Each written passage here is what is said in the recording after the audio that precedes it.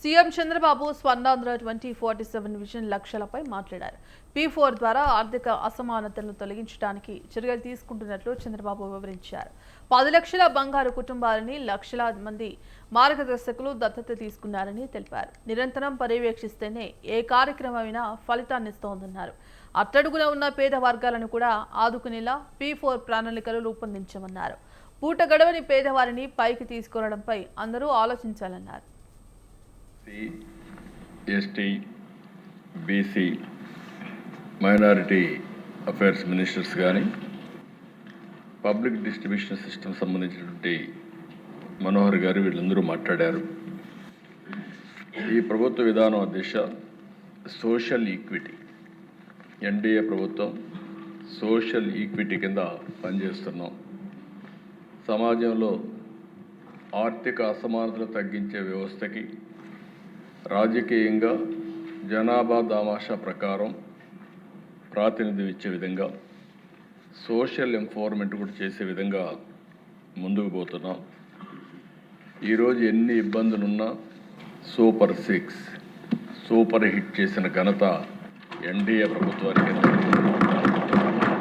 ఇంకొక పక్క దిశ ఒక అంబిషియస్ ప్లాన్ మనం పెట్టుకొని స్వర్ణ ఆంధ్రప్రదేశ్ 2047 దీనిపైన మీరు చూసినప్పుడు ఇప్పుడు 3 లక్షల రూపాయలు తలసరి ఆదాయం ఉంటే దీన్ని 54 లక్షల రూపాయలు తలసరి ఆదాయం 2047కి పెంచాలని ఒక నిర్దిష్టమైన లక్ష్యంతో ముందుకు పోతున్నాం.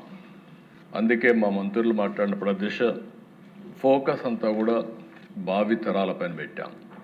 వీకర్ సెక్షన్స్లో ఉండే పిల్లలపైన పెద్ద ఎత్తున అంటే అంగన్వాడీ దగ్గర నుంచి ఎలిమెంటరీ స్కూల్ దగ్గర నుంచి రెసిడెన్షియల్ స్కూల్స్ అన్నీ కూడా ఫోకస్ చేశాం. విద్య పైన ఎక్కువ ఫోకస్ చేస్తున్నాం. వాళ్ళకు పౌష్టికాహారంగా కాకుండా వాళ్ళకు మెరుగైన హెల్త్ కండిషన్స్ ఉండడానికి ఏమేం చేయాలనో అవన్నీ కూడా వర్కౌట్ చేస్తున్నాం అని చెప్పి కూడా నేను మీకు తెలియజేస్తున్నా. అందుకే వీకర్ సెక్షన్స్లో అధ్యక్ష బీసీల్లో రిజర్వేషన్స్ 33% నుంచి తగ్గించారు.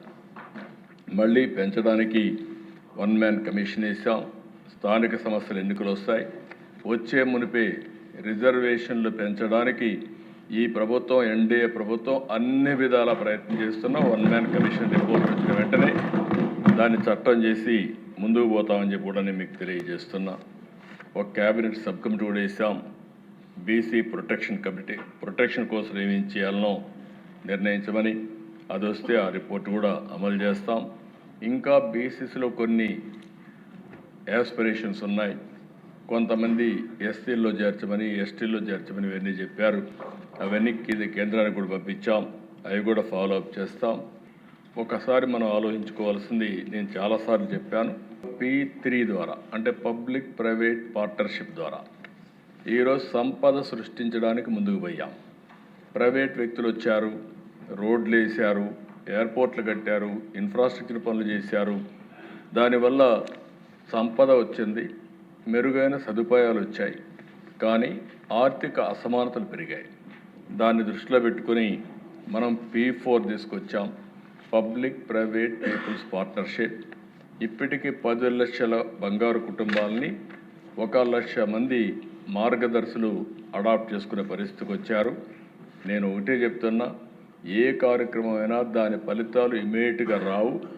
దాన్ని నిరంతరం పర్యవేక్షించగలిగితే దీనికంటే మించిన ప్రోగ్రాం ఆర్థిక అసమానతలు తగ్గించడానికి వేరేది లేదని చెప్పి కూడా మరొకసారి మీ అందరికీ